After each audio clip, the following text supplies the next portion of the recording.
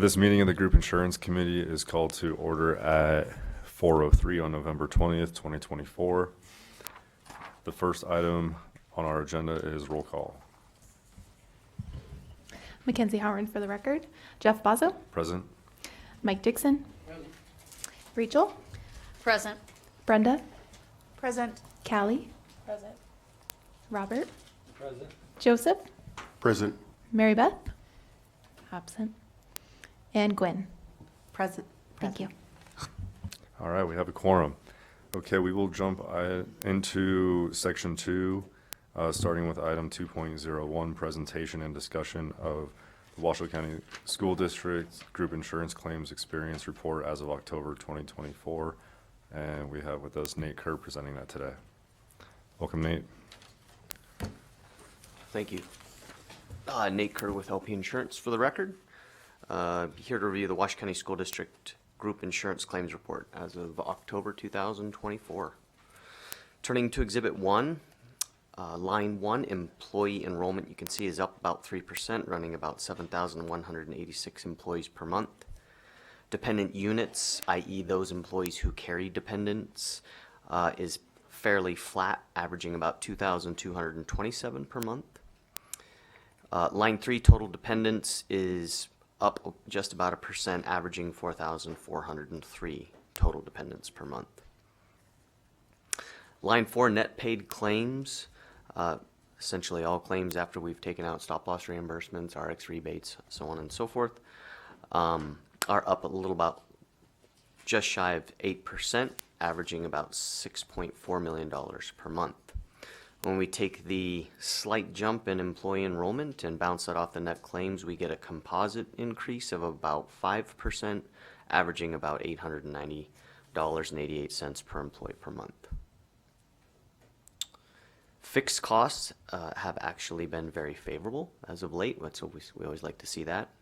Down just about a half a point, averaging about $385,000 per month. Combining fixed and claims to get total all-in plan costs, overall we're up through the month of October this year. We're up about 7% over the prior period, averaging about $6.7 million per month. And taking enrollment into consideration, again, a few more bodies there to spread out the total dollars. Our overall composite is coming in about 4.5% above the prior period, running $944.50 per employee per month. Large claims, line 9, those are claims we've identified over $212,500, which is the 50% threshold for our stop-loss deductible. Year to date, we have 23 who have pierced that 50% threshold, and the prior period is 29, so about 6 less, but again, we still have a couple months left. And I'm sure, as we all know, large claims tend to tick up at the end of the year. So, all in all, good to see.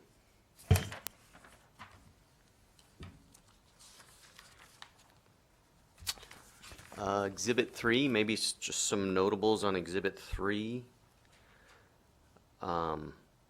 Line 35, I guess I would maybe call your attention to the total composite per employee, just to reference that 3 out of the last 4 months have actually been a little on the higher side compared to what the current year average is. So I guess takeaway or notable there is things look like they're ticking up a little bit, trending up.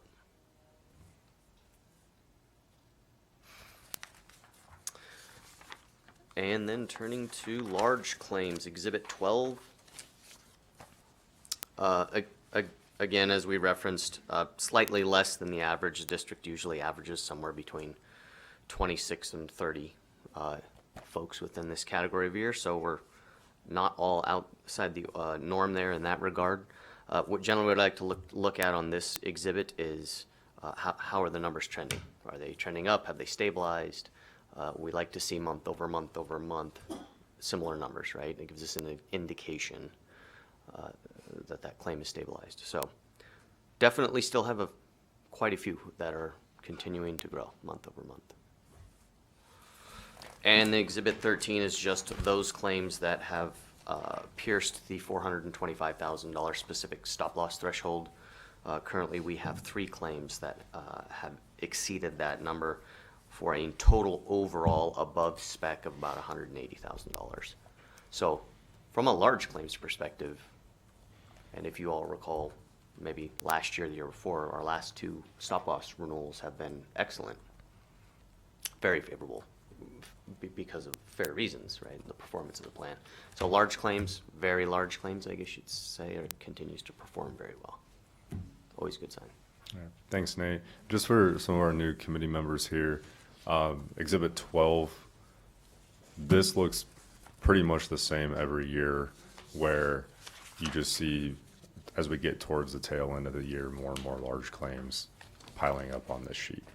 So this isn't anything new, the pattern you're seeing. This is pretty regular over the last several years.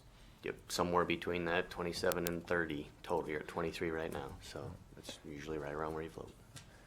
Any questions for Nate? No? All right, Nate, thank you for your time today. Thank you.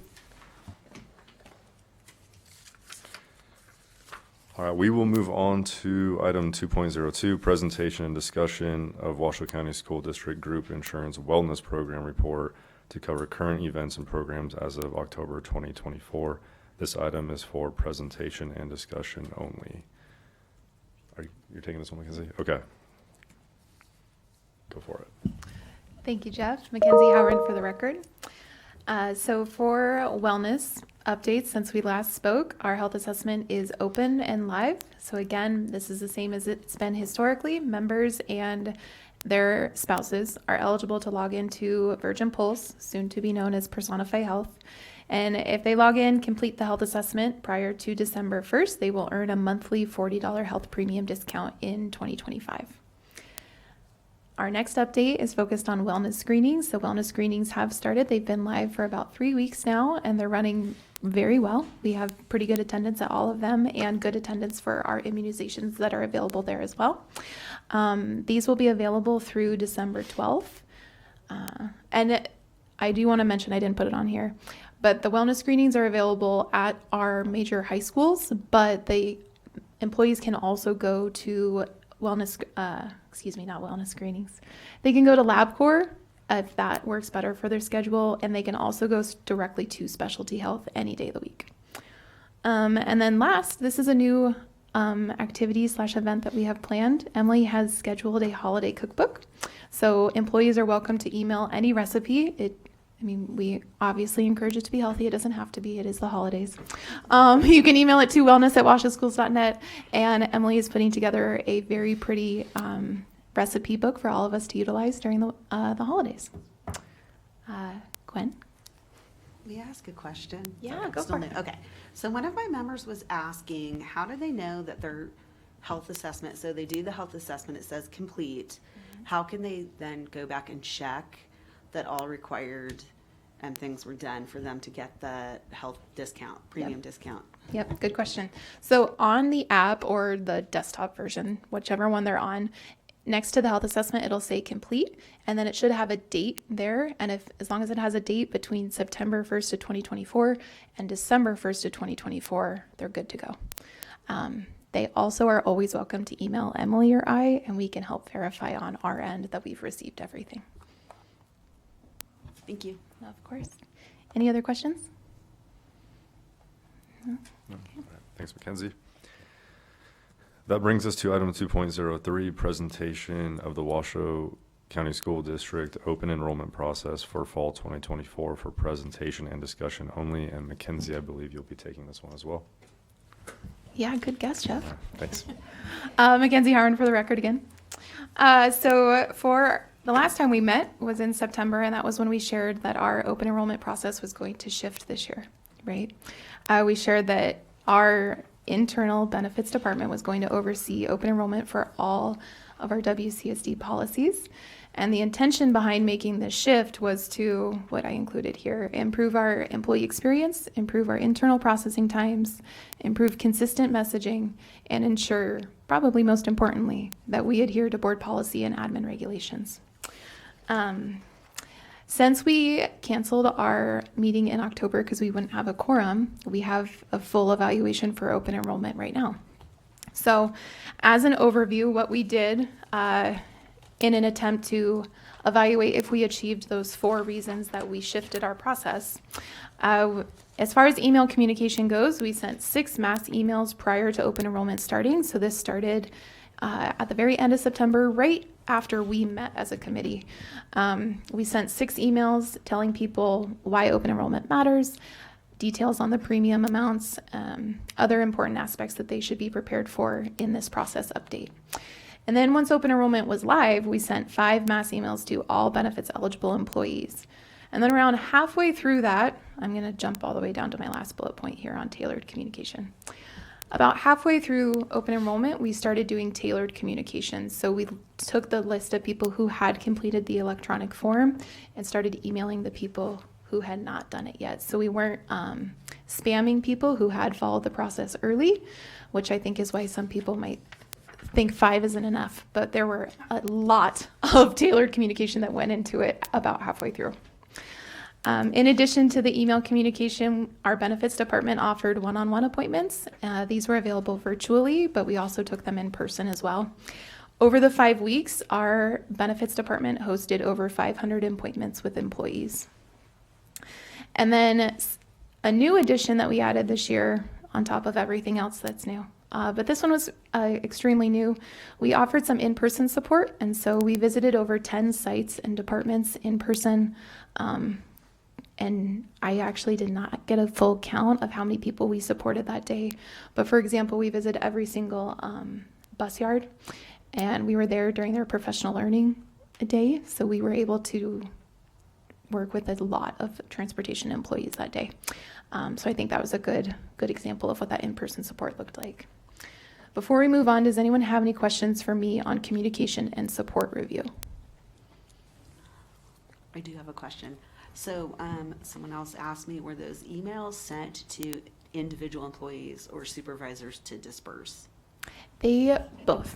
They were the 6 that I highlight here were sent directly to benefits eligible employees, but there were some supplemental emails that came directly from benefits to supervisors reminding them to remind their employees.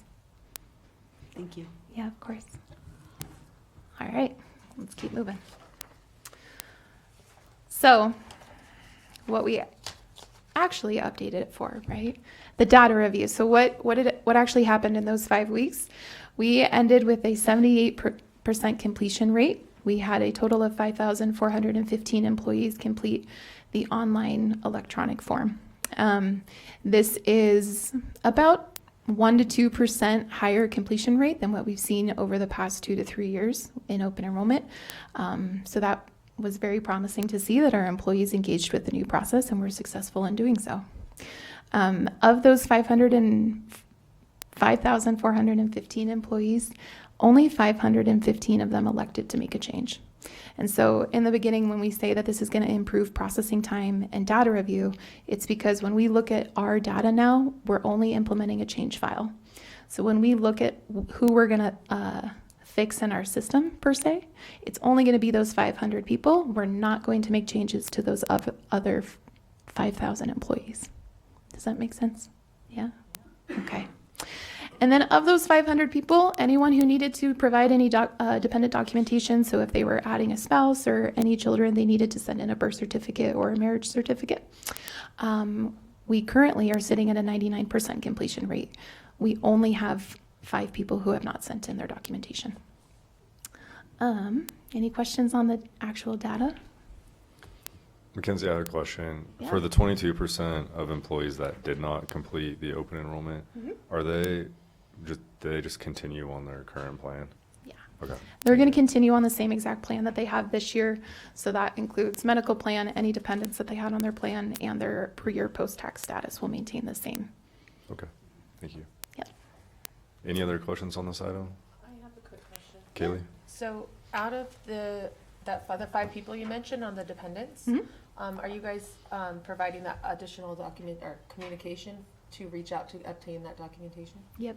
Okay. Yeah, our benefits specialists are emailing, calling. We might even reach out to secretaries, depending on which site they're at, to see if we could get these to ensure that their dependents are active come 1/1/25. All right, Yeah. thank you. Yeah, it helps when there's only 5 of them. I know, right? Yeah, yeah. Go ahead, Robert. We talked, it's only a percentage of people who completed it, but people who were hired this year didn't need to complete the open enrollment anyway. So are they figured into the 78%, or would they be a lot of the 22%, or some of the 22% that didn't actually complete it? Yeah, good question, Robert. So the 78% comes from, we had 6,949 benefits eligible employees. And so the majority of that 22% are likely our new hires. Is that the gap you were looking for? Yeah, okay. All right. Any other questions on data? No? Okay. All right, so the last piece that we included is an overview of the evaluation. So the last 2 slides are what we did and what we saw, and then in the spirit of continuous improvement, this is the preliminary evaluation that we see so far. So 5 themes that we've taken away so far are, first, to provide more appointment availability. Sorry, I'm going to pause and backtrack. When we sent out preliminary confirmations to employees, we included an anonymous evaluation survey. It was just 3 questions. The first 2 were focused on their experience and then their understanding of it. And then last was any comment that they would like to leave for us that we could use to improve for next year. So that's where some of these themes come in. Some of them come in from the appointments we had. It's a full comprehensive evaluation that we're coming to with these 5 themes. So first, based on all of that data, we are looking to provide more appointment availability next year. We are looking to send more frequent confirmations to employees. We are going to send mailers out sooner. It was pretty prevalent that people needed more transparency around costs, so maybe communicating that more frequently and in different avenues that could help. And then the last one was to increase clarity on the questions in the electronic form. It's a big shift to move from having someone sit right next to you and walk through every single question in detail to then doing it on your own online, right? And so we found some questions that we can improve clarity and hopefully increase people's success and understanding of their benefits next year when we do this again. So with that, any questions on the themes/evaluation we have here? Go Robert? ahead. So one of the things that I heard was from teachers, and I got a lot of people emailing me and texting me and asking questions. And then we brought it up at our rep council and got a lot of feedback there too. But one of the things, I think a lot of younger teachers are just glad they didn't want to sit down with somebody. They just wanted to go online. They just wanted to do it. And I think that for them, that was a lot easier. But I think there was some confusion. And so people filled it out, but then they decided to change their mind. So they filled it out early on. And after a couple of weeks of thinking about it and going back, they wanted to change it, but they couldn't go back in. Yeah. And so that was one concern that teachers had. I also think that some teachers didn't realize that this was seriously the process. And so they went to do it the last day, had questions, couldn't get a hold of anybody, and then were panicking. And I think a lot of older teachers, I know I was in my meeting with the American Fidelity representative, and 2 teachers, husband and wife, came in and were upset because they weren't able to get an appointment because they were only given 1 day. And, the representative gave her a card and said, well, we can do a night meeting and do it on Zoom or whatever. But I think that when we change something and a lot of teachers are expecting a certain thing, they didn't make the connection, and there was they were like, why weren't we given the option that I could meet with somebody or not meet with somebody? And I think giving that option to say, hey, do you want to meet with somebody, whether it's a district person or it's American Fidelity or whoever it is, versus this is just the way we're going. And I think that could have been a process, or at least giving the option. So and I know I had questions. I'm on the insurance committee. I have been forever. And I was filling that out. And I'm like, which one of these do I click? So I think it was a little confusing for some of us as well. I'm one of the older teachers. Kaylee? Kaylee Krenz for the record. Adding on to Robert, some of the discussions that I found that a big concern was not everyone is fully aware of the fact that we are a self-funded insurance company. So I think a lot of them saw the form and were saying, oh, a random survey from the district, cool, I'll get to it later, not realizing that that was the actual documentation they needed to complete, because that we are the insurer, and they don't realize, they don't understand the connection between, you know, the person providing it versus we're the actual insurance company. So I feel like when I did explain that to people, they said, well, how come nobody's told me that? Well, I'm sure someone did at some point, but you're just not fully aware of that because you don't live in that world.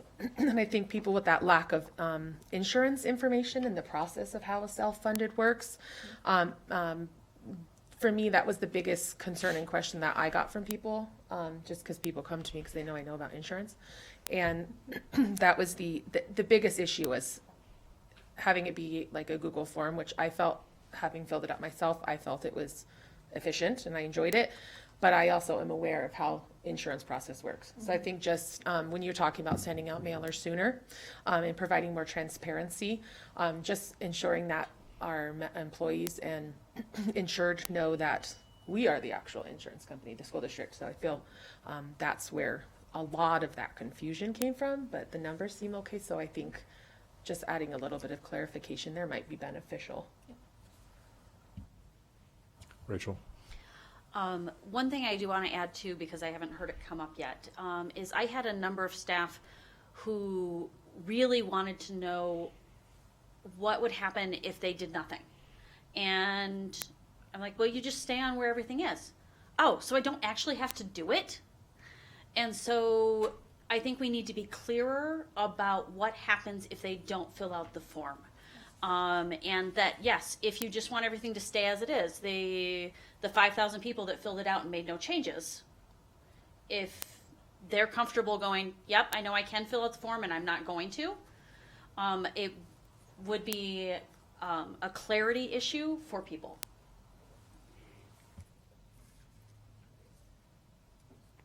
Robert? I also think that, having American Fidelity, I know they're not doing this anymore, but having them meet with employees prior to or during the open enrollment, if employees choose to, have those available dates. Because I had to make changes to my American Fidelity based on the changes I made to my plan. And I wasn't sure that's what I needed to do until I met with the American Fidelity person, but that was after my changes being made. And so had I made the changes, then talked to my American Fidelity rep and then gone, no, I don't really want to make those changes, I would have been in a difficult situation. So I just think that still offering that opportunity for American Fidelity representatives to be at the school sites. We have 70 people on our staff, and that's just the teachers. So you have over 100 people. Giving one day with 20-minute appointments was just really difficult. So I think that making that available and having that available, especially because I know I have several policies with American Fidelity, and I think that that's a lot of our staff does. So that'd be helpful. Gwen? I heard some feedback that one person told me they felt the American Fidelity person was not knowledgeable in the benefits that they have. And that was their first experience with that type of situation. So I didn't get, I wasn't given specific information to follow up, but passing that on.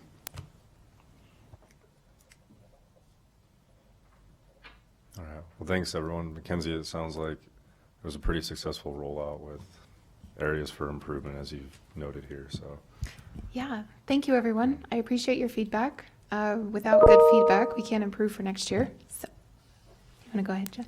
Just one quick question. Do you think that this is going to also help with new hires? Because are they going to still meet one-on-one with somebody, or are they going to be doing this online as well? Because, that was with the 30 days and all of that. I know that was one of the concerns. So is this going to help with that process? I think in some unintended consequence ways, yes. I think you guys have all done a really great job of highlighting lots of ways that our department can improve, right? So we have a lack of understanding of being self-funded. We have a lack of transparency in many areas. onboarding, right? And that influences both of these pieces. So I think that the feedback we're getting from open enrollment is speaking largely to benefits has to have a presence. There we go, made it, all year, right? And that's what's really going to prepare people to be successful in open enrollment. It's not just a 5-week period that has to happen online by themselves. So yes, I'm not sure of the specifics yet, but I know we have some good data right now to start being creative in our solutions to support employees. Yeah. So that's why I'm grateful for your feedback, grateful to see all of you. It's nice to have a full table here. Thank you, Mackenzie. Okay, we will move on to item 2.04, approval of the minutes of the September 25th, 2024 meeting of the Group Insurance Committee. And this item is for possible action. CMR, do we have any public comment on this item? No? All right, thank you.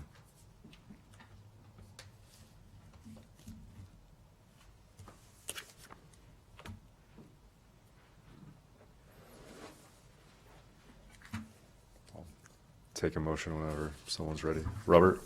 I move that we adopt the minutes as presented from the September 25th, 2024 meeting. Do we have a second? Second. Okay, thank you. Any discussion on the minutes?